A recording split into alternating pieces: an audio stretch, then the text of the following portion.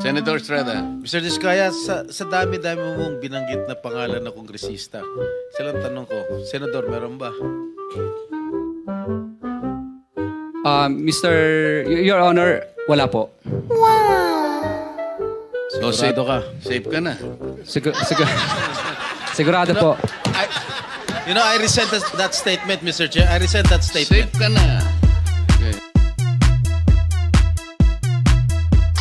Sabi ni Senator Marcoleta kahapon, ligtas ka na.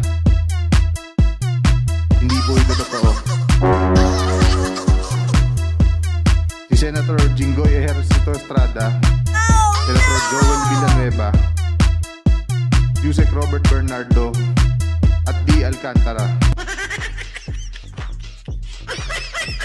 Si Senator Jinggoy po ay nagbaba ng 355 million ngayong 2025.